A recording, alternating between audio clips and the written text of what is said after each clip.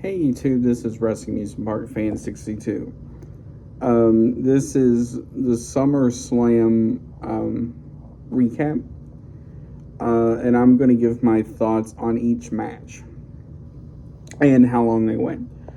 To start off the show, first of all, there was a 3-hour pre-show,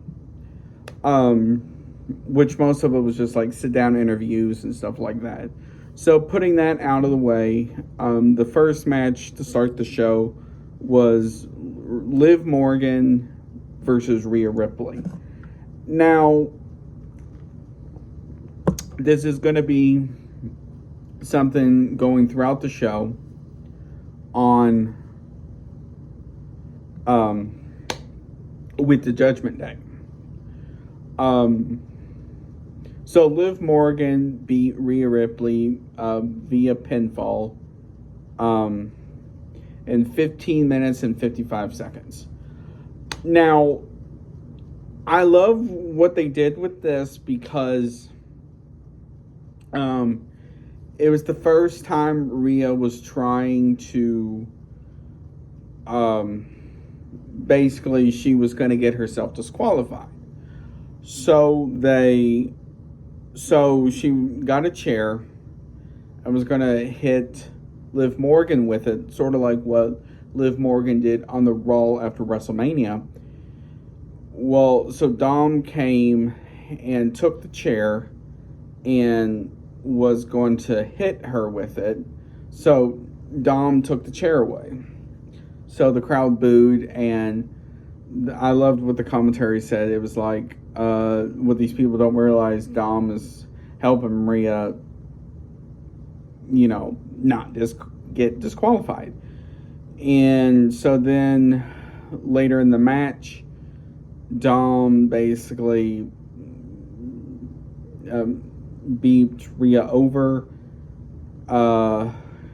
So Liv hit her finisher and 1, 2, 3, and then to basically seal it between Rhea and Dom was a big kiss. And so I loved how they were potentially pulling where Dom said he didn't love Liv Morgan and stuff, and so to kind of fool Rhea Ripley. Next was Braun Breaker versus defeated Sami Zayn via pinfall in 5 minutes and 40 seconds. Now, Braun has only been on the main roster for a few months. Now, his speed is insane. I think they said going one from one set of ropes to the other, he was clocked in at 23 miles an hour, which is insane considering how small that ring is. And then his spear. But overall, that was pretty good. Now, LA Knight defeated Logan Paul with assistance of Machine Gun Kelly, or MSK. Now,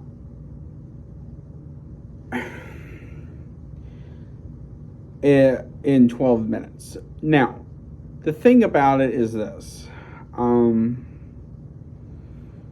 I've heard some things about this match in particular, and it mostly going back to Logan Paul, which is partially the reason why he lost his U.S. title. He had for 200 and something days. Let's go on. Nia Jax defeated Bayley. Now, this one could have gone either way. And it showed the best in both Bayley and Nia Jax. Now, we all know Nia Jax went away for a while in 2022, but then came back in the Rumble in 2023. But it really wasn't made official till later on. So, now with Bayley, the thing about it is this. She has really shined somewhat as a solo artist with not having Damage Control lurking. Now, at the same time,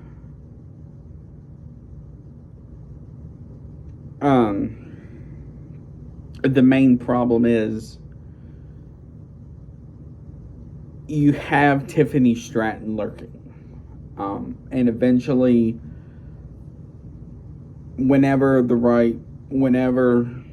she wants, she's going to cash in that, which she's tried to several times. A few times has been at house shows, especially their Mexican house shows they had a few weeks ago. Drew McIntyre defeated CM Punk via pinfall with special guest referee Seth Rollins in 17 minutes. Now, this was one of the longer ones outside of the main event, which I will get to. Now, the thing I liked about this in particular was how it showed the hatred between Punk and Drew, as well as how did Seth Rollins fit into this mix. And it showed how Seth was gearing more toward Drew a little bit and kind of let certain things slide.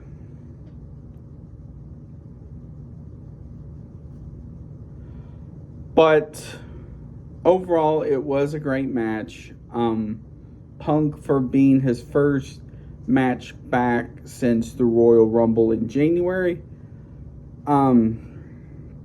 he did quite well. So now it's looking like either he's going to go into a feud with Seth Rollins or keep going with Drew McIntyre, something like that. Gunther defeated Damian Priest via submission. This is the first one that was not pinfall, and the only one that's not pinfall, in 16 minutes and 40 seconds. Now, Gunther, however you want to say his name, is an incredible wrestler.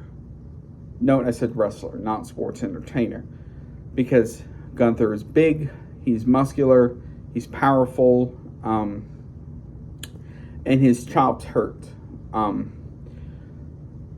If you want to really see how he is, go back, if you have Peacock, to NXT UK from 2020. I believe it was like October 20th or 27th episode of NXT UK with him versus Ilya Dragunov. Now, the other thing to note in this match was Finn Balor screwing over Damian Priest by putting Gunther's leg on the ropes. Overall, it was a great match. It's better than expectations. And the main event was Cody Rhodes versus Solo Sikoa in a Bloodline Rules match.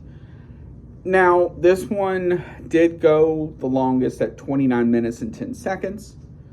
And Cody Rhodes beat Solo Sikoa via pinfall with help from Roman Reigns. That came back for the first time since WrestleMania.